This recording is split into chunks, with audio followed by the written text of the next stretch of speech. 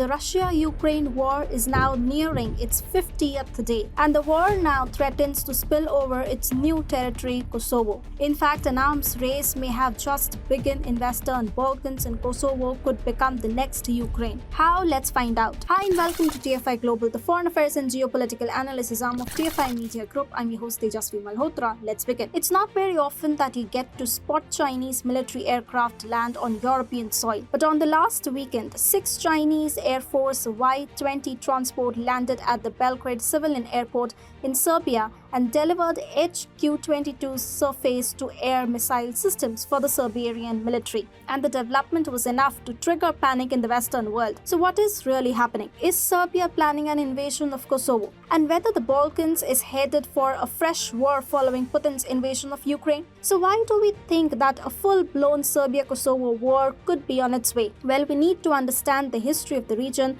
and how the Ukraine war affects it. The history of conflict between Serbia and Kosovo dates back to the Yugoslavia wars of the 1990s. The erstwhile Federation of Yugoslavia was unraveling at the time, with countries like Slovenia and Bosnia waging wars to secede themselves from Yugoslavia. Kosovo was a province of Serbia, and moreover, Serbia itself used to be a part of Yugoslavia. Once the hub of Serbian culture, Kosovo had gradually changed into an Albanian Muslim majority region that led to ethnic friction between the Albanians and the Serb minority. In 1989, Slobodan Milosevic became Serbia's president. Given his nationalist ideology, Milosevic stripped Kosovo of its autonomy and tried to invoke the province's Serbian culture. However, the Albanians protested, and by 1995, an armed struggle started shaping up. The Kosovo Liberation Army emerged in the mid-1990s. It began conducted coordinated attacks in 1996 and targeted Serbian police stations. Soon, the KLA started demanding Kosovo's separation from Serbia, and the next thing you know, the KLA was involved in an armed insurrection with forces from Serbia and Yugoslavia. The US seemed to put its weight behind the KLA,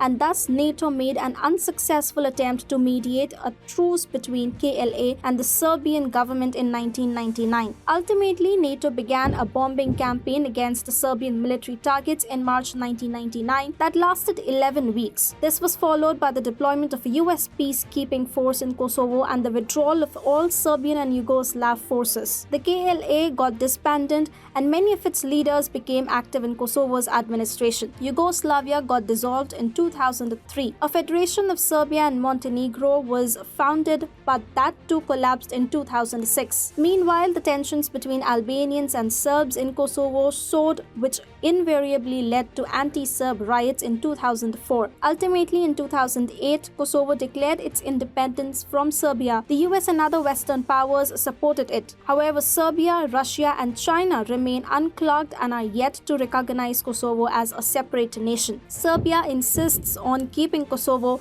as an integral part of its territory. The country has been arming itself with Russian and Chinese military aircraft, battle tanks, and other military equipment. In 2020, it even purchased Chengdu Pterodactyl-1 drones that are capable of conducting combat and reconnaissance operations. The US has been trying to discourage Belgrade from acquiring Russian and Chinese military platforms. Back in 2020, US officials even warned Serbia against buying HQ-22 missiles and said that the country must align its military equipment with Western standards if it really wanted to join the EU and other Western alliances. But following the Ukraine war, Serbia seems to have deliberated on how NATO surrendered meekly when Russia invaded its neighbor. In fact, Kosovo itself realizes that it sits in a vulnerable position. It established a security fund to invite citizens to fund the development of a nascent Kosovo army. However, the initiative isn't believed to have contributed significantly to Kosovo's military strength. The government also formed a working group to bid aggressively for Kosovo's NATO membership, but it isn't likely to be successful because 5 EU member states, Spain, Greece, Slovakia, Romania,